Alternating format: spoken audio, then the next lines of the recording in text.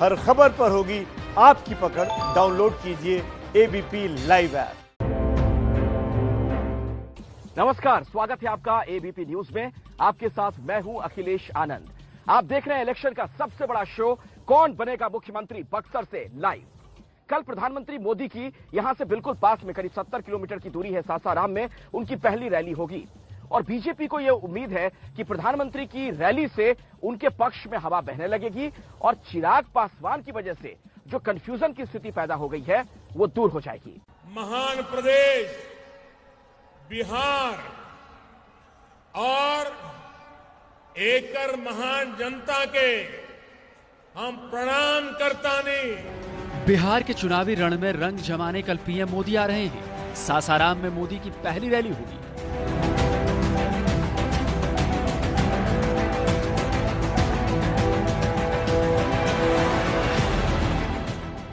जिले के सोरा हवाई अड्डा मैदान की तस्वीर है, जहां रैली की तैयारियों को अंतिम रूप दिया जा रहा है।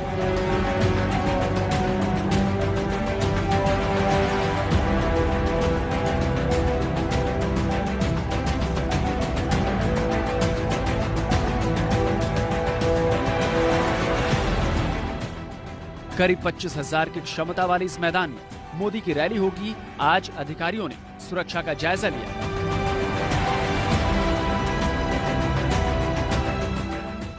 मोदी की इस पहली रैली की अहमियत ज्यादा इसलिए है क्योंकि मोदी के साथ नीतीश कुमार भी मंच साझा करने वाले हैं और जिस रोहतास जिले में मोदी की पहली रैली है वहां एनडीए को लेकर बड़ा कंफ्यूजन है।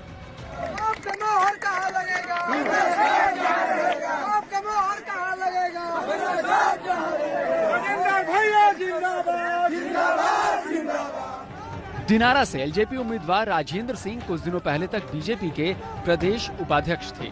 सीट जेडीयू के खाते में चली गई तो राजेंद्र सिंह बागी हो गए और पार्टी से इस्तीफा देकर एलजेपी से चुनाव लड़ रहे हैं।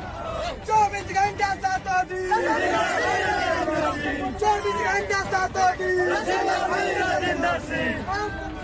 राजेंद्र सिंह के समर्थक मोदी जिंदाबाद के नारे लगाकर प्रचार करते हैं और खुद राजेंद्र सिंह ने प्रचार का रंग बीजेपी के रंग में डाल रखा है।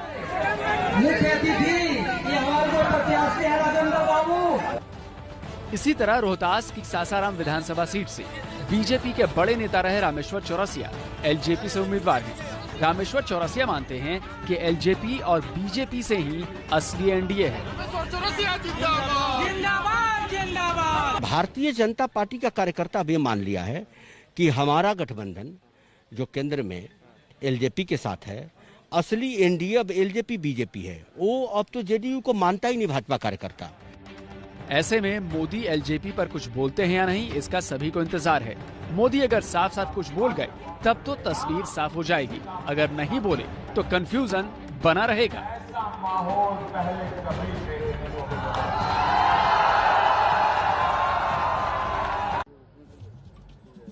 और अब बात चिराग पासवान की, जिन्होंने गाजे बाजे के साथ शेखपुरा में अपना कार्यक्रम किया। चिराग कह रहे हैं कि मोदी जी का बिहार में स्वागत है। उधर नीतीश कुमार को इस वक्त सबसे ज्यादा प्रधानमंत्री मोदी की जरूरत है।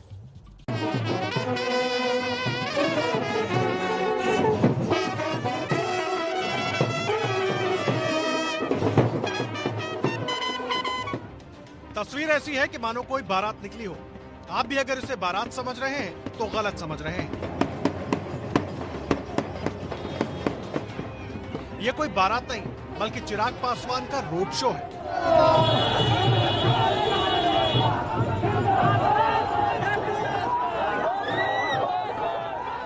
तस्वीरें शेखपुरा की हैं, जो कि चिराग पासवान के संसदीय क्षेत्र जमुई में आता है। एलजेपी उम्मीदवार के लिए फूलों से सजी गाड़ी पर सवार होकर चिराग ने प्रचार किया है। शेखपुरा विधानसभा में एक रोड शो में शामिल है। आप देख सकते हैं जबरदस्त भीड़ है यहाँ पर, लोगों का एक तरह से हुजूम है और बारातियों की तरह यहाँ पर स्वागत किया गया है। चिराग, आप कितने अभिभूत हैं, बारातियों की तरह यहाँ स्वागत हुआ है आपका? बिल्कुल, ये प्यार है और ये मेरे पिछले 6-7 साल की मेरी कमाई है। कल पीएम मोदी बिहार आ रहे हैं। हमारे रिपोर्टर प्रशांत ने चिराग के सामने सवाल रखा तो जवाब मिला स्वागत है। मैं अपनी मेहनत में लगा हुआ हूँ। खुशी जरूर है कि मेरे प्रधानमंत्री मेरे प्रदेश में आ रहे हैं मेरे लिए गर्व का क्षण है। मेरी तरफ से उनका बहुत सारा स्वागत और शुभकामनाएं। नीतीश कुमार भी रहेंगे उसी मंच पे। मंच साझा करने की मैंने कहा, माननीय मुख्यमंत्री जी को ज्यादा जरूरत है। यही विरोध करते आए हैं प्रधानमंत्री का। 2014 में माननीय मुख्यमंत्री ने पूरी ताकत लगा दी नीतीश कुमार मौजूदा प्रधानमंत्री आदरणीय नरेंद्र मोदी जी को हराने में। उस वक्त इन्होंने एड़ी चोटी का जोर लगा दिया, पर आज जब वो असफल हुए, उनको हरा नहीं पाए, आज उन्हीं के साथ मंच साझा कर रहे हैं। अच्छा लगता है। रोड शो के दौरान चिराग के साथ सैकड़ों समर्थकों का काफिला चल रहा था।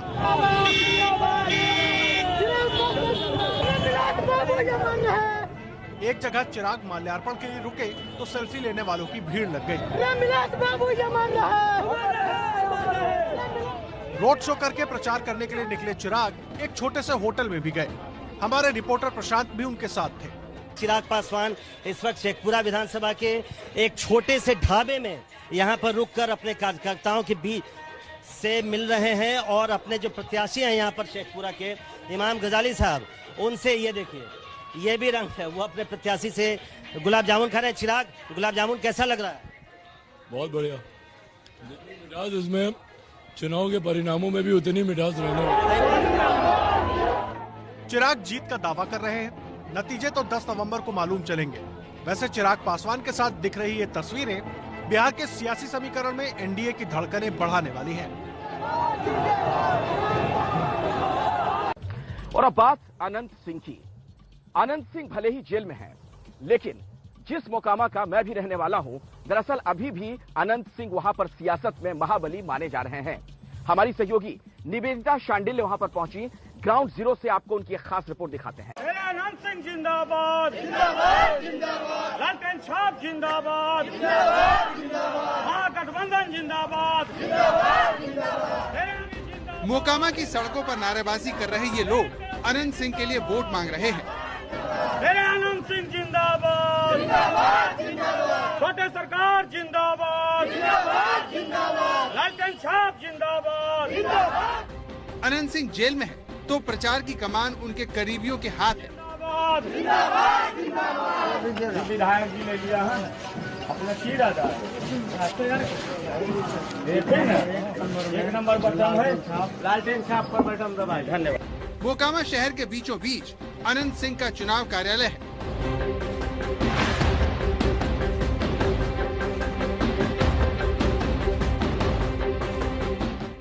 हमारी रिपोर्टर निवेदिता शांडिल्य यहाँ पहुँची तो लोग हाथ में पोस्टर लेकर नारे लगाने लगे।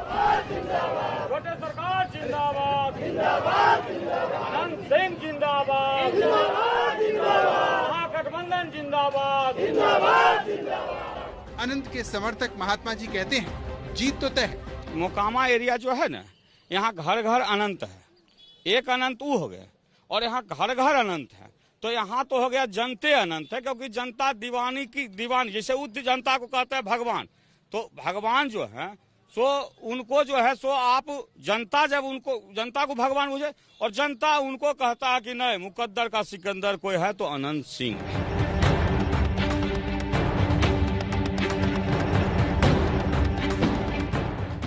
अनंत सिंह अपने बाहुबल की वजह से कुख्यात रहे हैं। पिछली बार निर्दलीय जीते थे, इस बार लालू की पार्टी से उम्मीदवार हैं। एक वक्त था जब नीतीश कुमार को तराजू पे बैठा करके अनंत सिंह ने चांदी के सिक्कों से तौल दिया था। प्रेम इतना, साथ इतना, हर बार अनंत सिंह सामने आए और लोगों को नीतीश के पक्ष में खड़ा किया। लेकिन धीरे धीरे जब राजनीति बदली, जरूरतें खत्म हुई, तो अनंत सिंह भी जनता दल यूनाइटेड से साइड होने लगे। स्थिति ये आ गई कि 2015 में नीतीश ने टिकट नहीं दिया। अनंत सिंह का जलवा ऐसा कि अनंत सिंह निर्दलीय लड़े और निर्दलीय ही जीते। हमारी रिपोर्टर ने मोकामा शहर के लोगों से पूछा कि चुनाव में मूड क्या है। जवाब बड़ा चौंकाने वाला था। अनंत सिंह जो हैं, उनको आप कैसा नेता मानते हैं? हम बढ़िया नेता मानते हैं। लेकिन वो तो अपराधी हैं। अपराधी हैं, लेकिन उनको हम बढ़िया 15 साल 20 साल से देख रहे हैं, इसलिए हम मानते हैं। आपके लिए अच्छा कौन है, अनंत सिंह है या फिर राजीव लोचन है? किसको वोट देंगे?